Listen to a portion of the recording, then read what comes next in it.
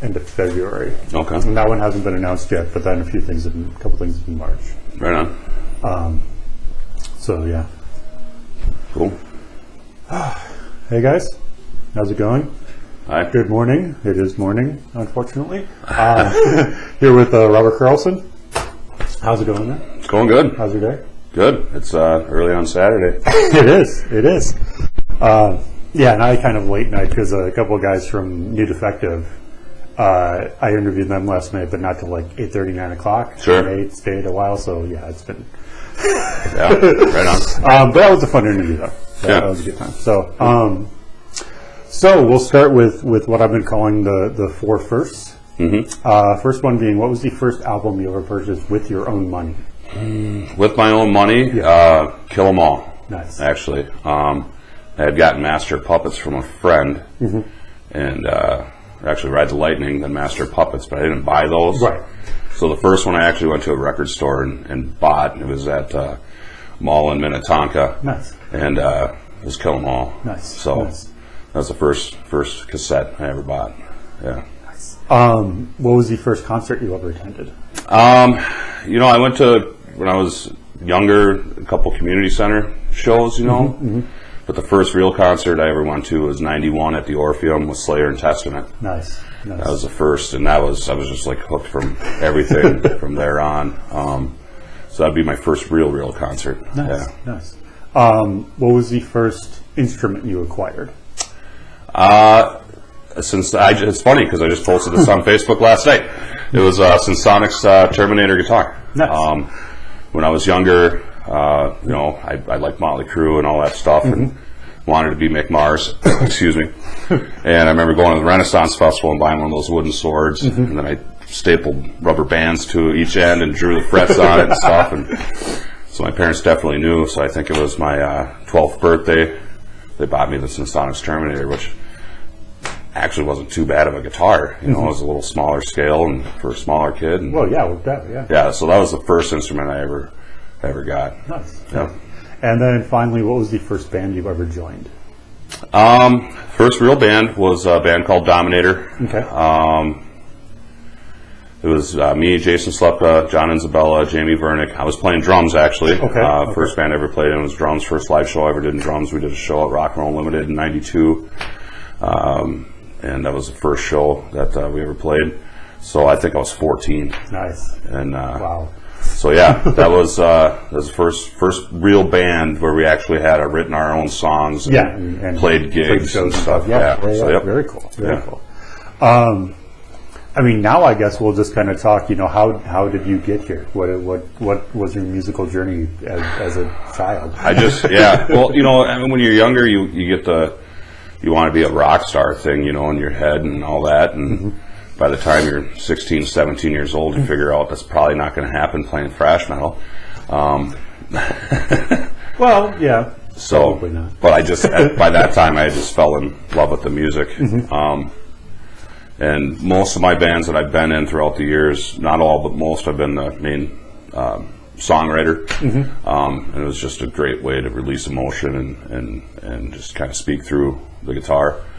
And I'm 43 now, and sometimes I think I'm like, what the fuck am I doing this shit still for, But if it's in you, it's in you.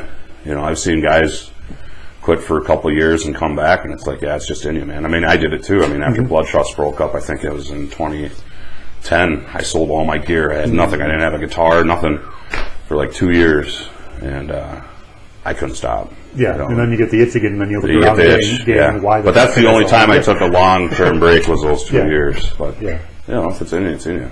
Yeah, I mean, as I was talking to Noodles, and even my dad, who played, he started in bands, and early mid-60s, and by like the early 90s he was kind of burned out, so he stopped for like 10 years, but he eventually went back to it.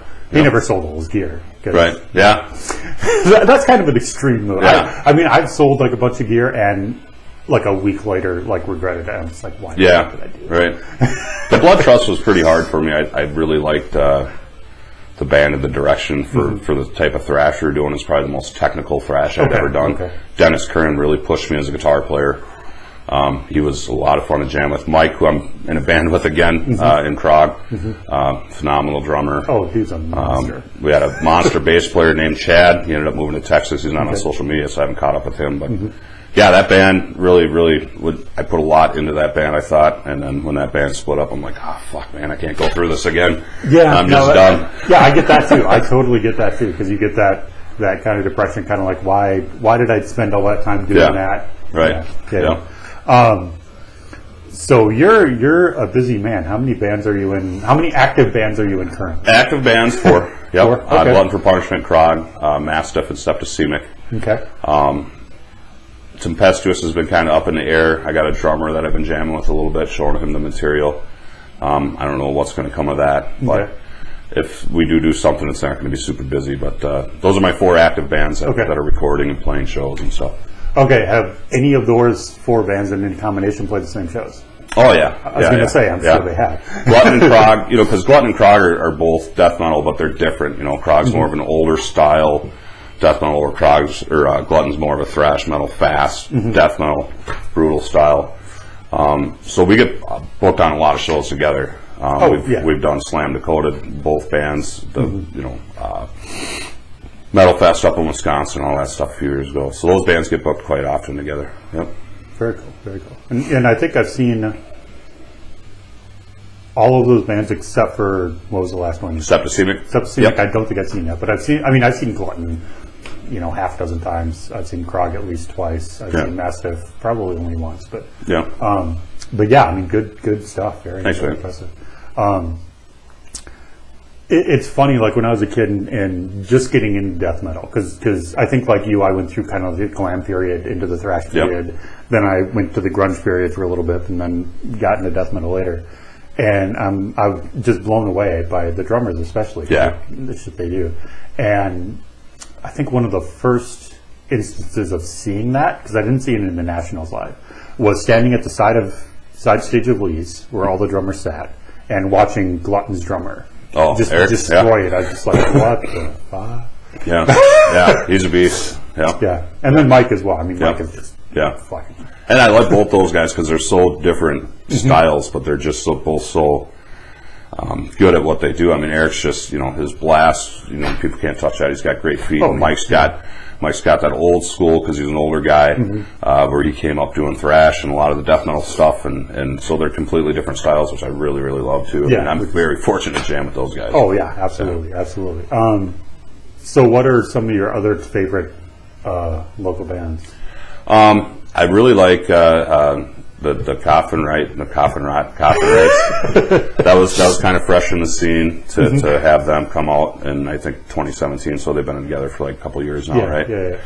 So that was kind of fresh. Die Girl just put out that new release, which is, to me, it was really refreshing because it's an older school. Like it sounds like it should have came out in the 90s, but it's nice. It's refreshing because everybody's doing such a clean production and everything's so perfect. So that was cool and refreshing. Incinerate, of course, probably the most brutal band up here. But it's Jesse started it up here in '98, but he's got members scattered all over. But we were fortunate enough to tour with them last year for a week. Nice. Videosis, of course, hardest working fucking band in the Twin Cities for death metal. All those guys in that band are cool, and just, you got Kevin, he's just so down to earth for what a shredder he is, and Blake, who I jam with, and Maddie, and all those guys are pretty fucking cool, so I think we got a pretty good death metal foundation here. Oh, easily. Yeah, compared to what it was maybe a decade ago. Yeah, and I've only been kind of back in the scene the last, maybe 4 or 5 years, but it's kind of insane. Yeah, how much talent there is in this area. It's great. What about any memorable shows that you've? I mean, I'm sure you must have somewhat memorable show. I mean, that I've good, bad, and different that you've ever been to or played or. The funnest show I ever played was just last year at Las Vegas Death Fest with Septicemic. Nice. That was absolutely amazing. And I was talking with Big Mike about doing it for Glutton this year, and then that Las Vegas Death Fest, the partners kind of split apart, so that's kind of going on. Okay, yeah, I think I thought about that. Yeah. So that's not going to be happening. And anybody that plays that show this year, I'm sure won't be on the festival circuit after. But that was probably my funnest show. Back in the Riff Snorter days, we used to be hit or miss there. We'd play the Red Sea, and it was just my wife there. I've done shows like that. Yeah. So from one extreme to the other, but yeah, man. I mean, we played I played a ton of shows, and it's always a good time. But the Las Vegas Death Fest stands out, and that was just last year. Is probably my favorite show of all time playing. Yeah, very cool. Any funny Wasco stories?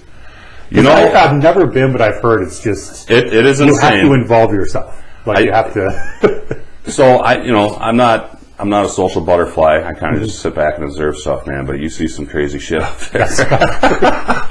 I remember Kevin and I really didn't know each other, Kevin the Red, but knew of each other and hi, whatever. And I remember getting out of my tent one morning. And here's Kevin just stumbling. He looks over me and just fucking falls face first with a beer in his hand. I'm like, Jesus, fuck, It's like, welcome to Wasco's. Yeah, Austin's brother used to bring up mortars and shit and just blow shit up. And it's just, we got Aaron Whitesides running around yelling grandma in the King Diamond voice for 4 hours straight. I mean, it's wild up there, man. Broke my ribs up there one year wrestling with Craig Patno. That sucked because it was on the first night, and I'm still there for 2 days. Yeah.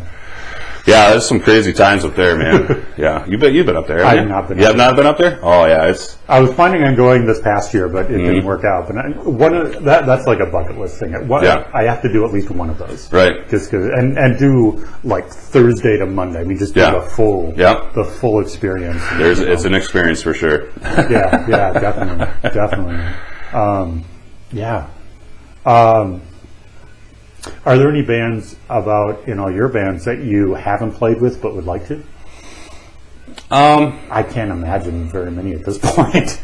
Yeah, not really. I mean, we've played with pretty much, all the local guys we've done a ton of shows with. We've been fortunate to working with Bobby, who some people love, some people hate. If they don't understand him, whatever, fuck him. I do. I've worked with him for a few years, but. Through him, I've been fortunate to play with a lot of my heroes. Overkill was another highlight show for me. Cool. That's probably number 2 on my list. That'd be number 1 as far as playing with the National. Yeah, I mean, we've been fortunate. Play Suffocation a few times, Nile a few times. And that's pretty cool shit. Especially last time we played Suffocation, hanging out with Terrence, cool fucking dude. He's endorsed by SP Guitars. They make guitars for him. Nice. And I was asking him about his guitars, and he just fucking hands me his guitar. He's like, dude, rip whatever you want. Go through my whole fucking rig. Whatever guitar you want, just pick it up and start playing. I'm like, wow. Okay. So he's cool. They played with those guys 3 times, I think. And, yeah, man, so, very, very cool experiences that, that I didn't get 20 years ago, but get to do now. Well, yeah. And that's just proving it's never too late. Right. I mean, True. Yeah. Exactly. God, what else? So you were just in California for NAMM. Yep. Anything new and exciting? I went last year. I thought, because I love Jackson. I'm a Jackson guy. I thought last year they had some more one-off NAMM special stuff that I thought was a lot cooler than what they had last year. But they did have Adrian Smith, 2 Minutes of Midnight, a Strat, which is amazing. They're doing a limited run of those. The Chris Broderick CB2 new guitar design's pretty cool. New design they hadn't made before. Played some solar guitars. They're okay, not my thing. But we went to the Fortin booth where the solar guitars are. Played through a couple Fortin amps. Fortin makes some great shit. Brian was, playing the Driftwood stuff. But yeah, NAMM's so cool because you get to see the stuff before it hits the stores, and you put your hands on it and play it and touch it if you want. It's like Guitar Center on steroids with all the noise and everybody playing everything at the same time. But it's a great experience, man, to see all that shit and get to play it. And If you want, there's plenty of artists that set up the meet and greets. We didn't do any of that, but you can do that if you want. And there's a cool show there every night, because everybody's in town. They do the Metal Allegiance and the Dime Bash. Put on by Dave Grohl. And Brian and I showed up to that, paid for parking, get to the door, it's sold out. So whatever, went back to the hotel and drank. But NAMM's a great experience, man. It's just so much there. It's it's a very cool experience. Yeah, every year I watch the recap videos on YouTube, and it's just like that's another one on my bucket list. Just to experience that, because like this year somebody did, at least through the drum section, like an actual walkthrough, and you just realize how big it is. Oh yeah, it's just like Jesus. Yeah, and everybody's there. Yep. I mean, there's not a company that doesn't have representation in NAMM. Oh yeah, and all the YouTube guys are there too. Like the captain from Anderton's, walk past him. You walk past Ola. What the hell's that other guy? I think his name's Ryan too. He does a bunch of gear reviews. So yeah, I mean, you walk by and seeing everybody, and they're mostly cool. I mean, if you want to be the guy that pulls them to the side and asks for a handshake and a picture, they'll do it. So it's a pretty cool event, man. Yeah, and I've heard it's very. For being a corporate event, it's not corporate. It's like very kind of low key. Yeah, you're dealing with musicians, man. It's not going to be very corporate. Yeah, we all know. Yep. Yeah. So that's another one, definitely. Yeah. Where can we go? Changing gears. Venues. Let's talk venues. Okay. Because I'm sure you played all of them. What are some of your favorite and least favorite venues in the city or in the area? Yeah. Lee's was cool. Unfortunately, that's no longer. Amsterdam, love playing in Amsterdam. Stage is nice, sound is nice. That's a good one. Just played the Whiskey Junction not too long ago for my first time with Mastiff. That's a cool new venue. With Lee's closing down, they're picking up the slack there. Caboose, people love hate that. I love it. I think it's a fun venue. It's laid out fucking weird, but it is laid out fucking weird. It's fun to play. Yeah, the sound is always good. Yeah, sound's always good there. And I love the Caboose because if you were ever to make a movie that was set in like the late 80s, early 90s, that would be the club doing it. Yeah, exactly. It feels like a time warp. Yeah, it does. Yeah. Okay, so what is your feeling? And this is going to cause controversy. What is your feeling on the terminal? Hate it. Really? Okay, you're on that side. Okay. Whatever. I mean, if people want to play there, I'm not going to rip bands or anything. It's just not. I've not to be a dick, but I've been doing this for a long time, and I've played those venues. I played the Terminal. I played Big V's or whatever the fuck it's called now. And they used to have the lights that look like a penis behind you on stage. And, I've done my time doing that. If I'm going to play a show, I'm going to want the crowd itself too to have a good time and be in a good venue. Terminal is, it is what it is. Warm, flat fucking beer with that shitty bathroom, smell. If you want to do that, do that. Okay, fair enough. What about like Club Underground? Club Underground, I love that place. I mean, they take care of you there. They're a lot more professional. I mean, the venue itself isn't necessarily the best, but you always have a good time there. That is true. Josh takes care of you. Shows usually run on time. True. Good food. It's not, like I said, it's not the best layout itself, but a lot of they take care of their venue and the staff there are taking care of you. I mean, that makes a huge difference. Oh, absolutely. The terminal could probably clean itself up, build a real stage, and remodel their bathrooms so it doesn't smell like piss when you walk in the door on the other side of the building. It's just it is what it is. Yeah. Have you had a chance to play at Part Wolf yet? Yep. Oh God, I'm sure it was the Nomad. Yeah. Just did a show there with Krog with Narcotic Wasteland. Okay. Yep, that's a small stage. That's interesting. Cool venue. The stage is a little bit bigger, but played there before. Not bad. Okay, cool. Yeah, that's becoming kind of one of my favorites. Yeah. It's a good little room. And then what about? I mean, obviously all the bigger suburban places, your Route 47 in New Jersey's, and all those places are obviously nice. But I played all those, and maybe it was the band I was in. We didn't get I was in a cover band, and we played Jersey's for the first time, and there were people at the bar. We could see them. There was some sort of dart leak or something going on, and there's easily 30 people in the area, and they crickets at the end of every song, just ignored us. And it's kind of like, okay, I guess we'll play another one. So that was weird, but I mean, the venue themselves are gorgeous. I mean, really nice. I think I haven't. I played Jerseys probably 20 years ago. Probably about 20 years ago. But yeah, the suburban venues, I haven't really played that much of them. It just seems like, like you said, there's a crowd over at the bar. They're not there for the show. I was like playing in the cities more, like where people are going to gravitate towards you. People that want to go to the show are going to go. Right. Yeah, they're not going to be there for dart leagues, and your band just happens to be playing. Exactly. And they're just like, what the fuck is that noise? Yeah. But then that band played Nison's. We were basically a house band at Nison's for like a year. We played there a month, and we got a fairly good crowd. Yeah, so. Nison's has a great staging room too. Yeah. Oh yeah. Yeah, either the front or the back. I mean, both are good. Yeah, I haven't played the front, but the back room, and I've been to a few shows there. Man, that's a fun place. Yeah, that's good. Good venue. Yeah. And I'm sure you've played like Ryan / Station 4. Oh, of course. Yeah.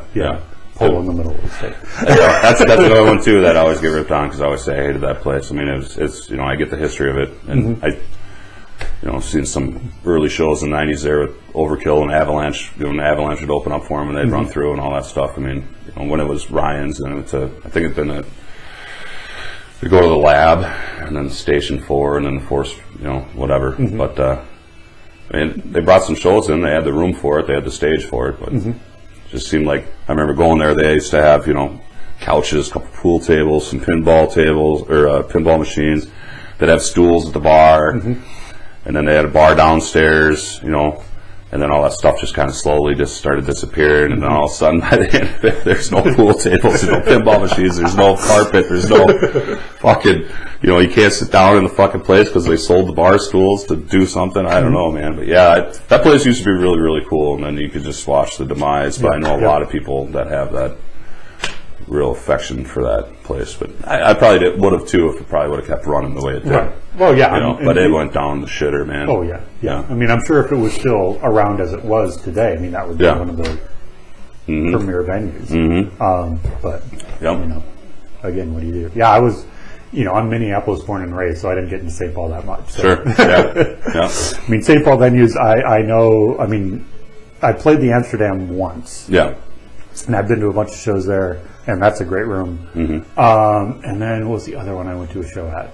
Not that far from the Amsterdam, the Hat Trick, I think is a little like restaurant cafe thing. Sure. And they have a stage. Other than that, I don't think I've been to a lot of St. Paul venues. Yeah, I can't think of a lot either. I mean, you got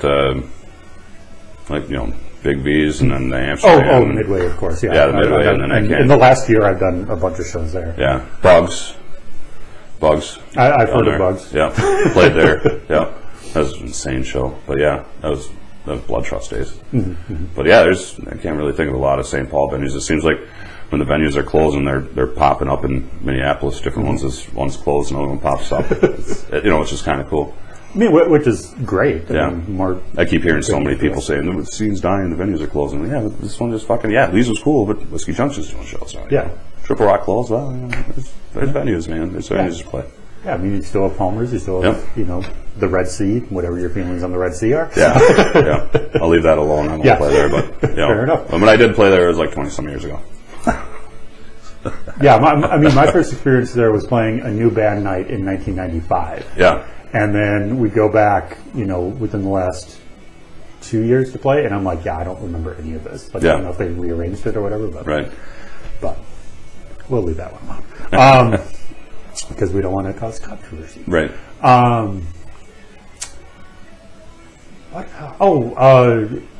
Getting back to normal questions, what were your influences? And then did you take lessons, or is it all self-taught? Self-taught. Okay. And my influences were probably, James Hetfield and Dave Mustaine. There you go. James had the right hand and Dave had the left hand, Perfect master. Yep. So, that's what I was learning. I was learning, off tab books with Slayer and Metallica and Megadeth and all that stuff, and learned like 10 songs from each band, and then I just put it all together and started writing my own shit. Nice. So that that's how I tried taking lessons a couple years ago with Paul Letch. I think I went to a couple, and I just didn't have the time to put into it that was required. So probably sucks for me because I probably could be a better guitar player, but I just don't have the time.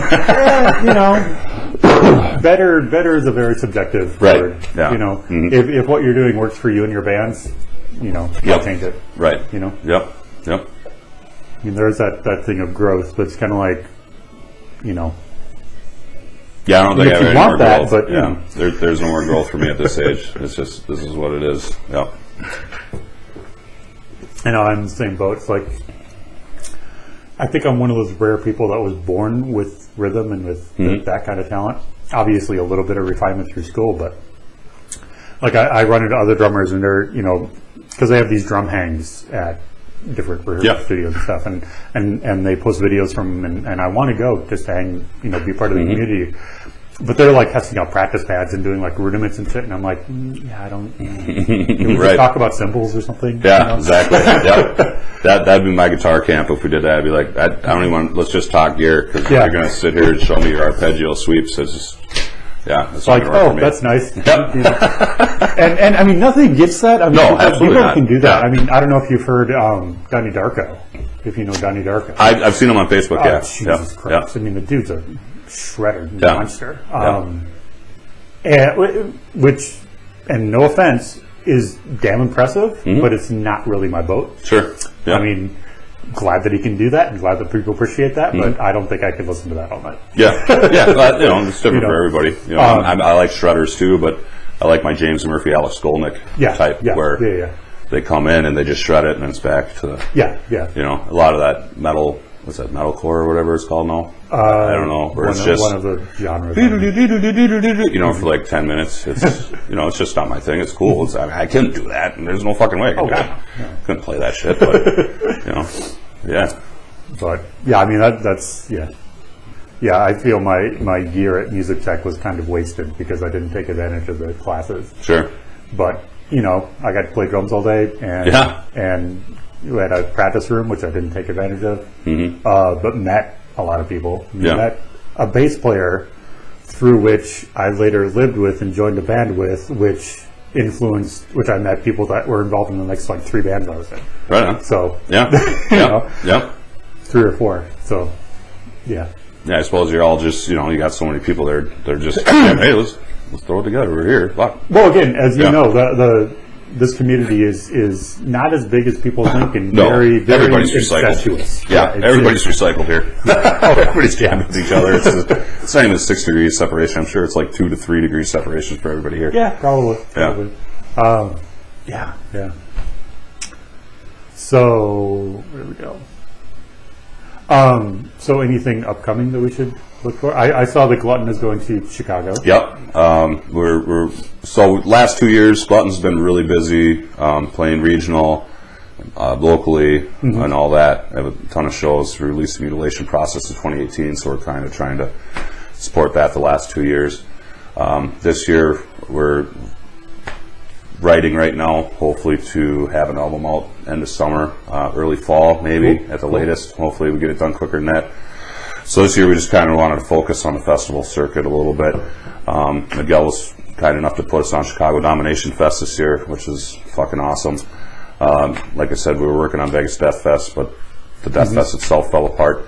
There's another festival we have confirmed, but we haven't been announced as band on it yet. So, fair enough.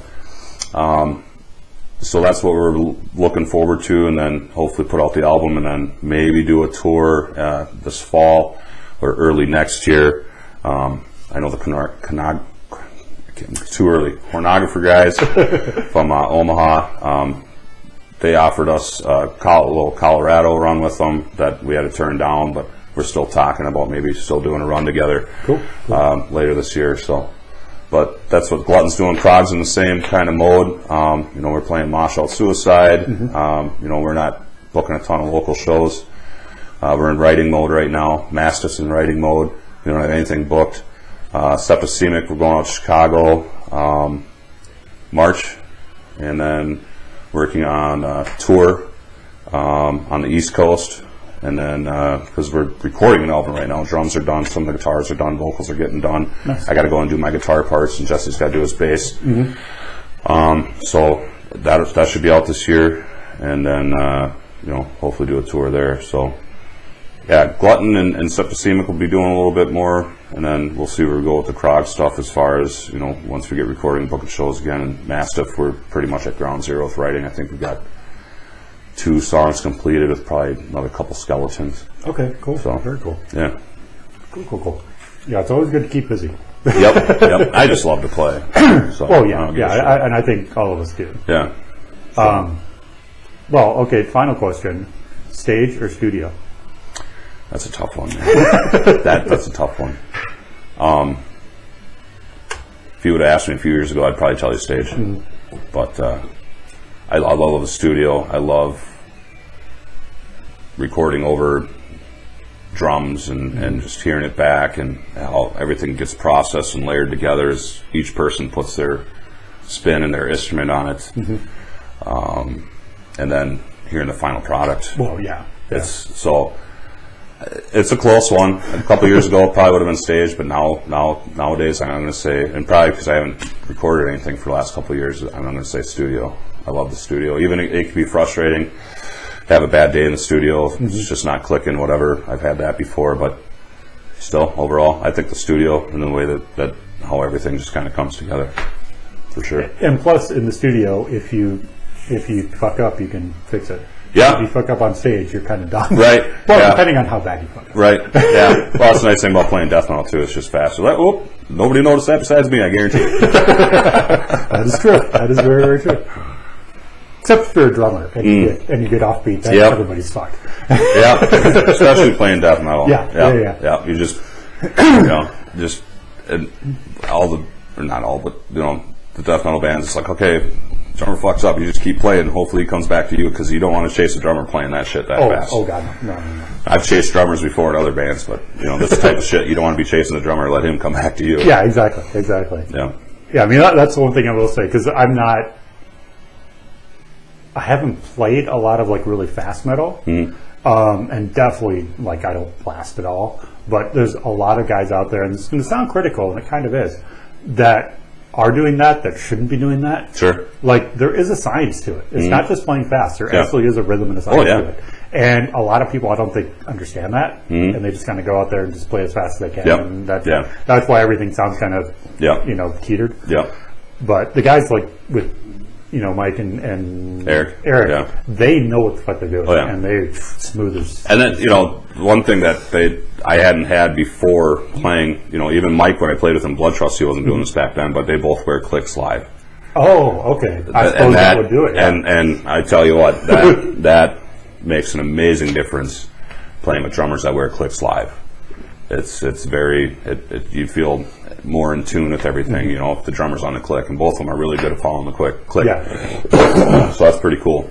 Because I played bands back in the day.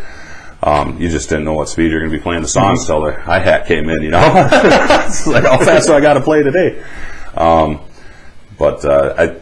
So the clicks thing for those two works great and works very well, I think, live for the bands. Yeah. It keeps everything on track. I mean, I personally hate clicks. But that's just me. Yeah. Well, that's the give-take thing too, as a performing on stage. I mean, I'd rather not have to worry about a monitor or hearing certain parts and just go all fucking crazy, but I gotta stay in here, make sure I hear this part, wait for that cue, and then that's so.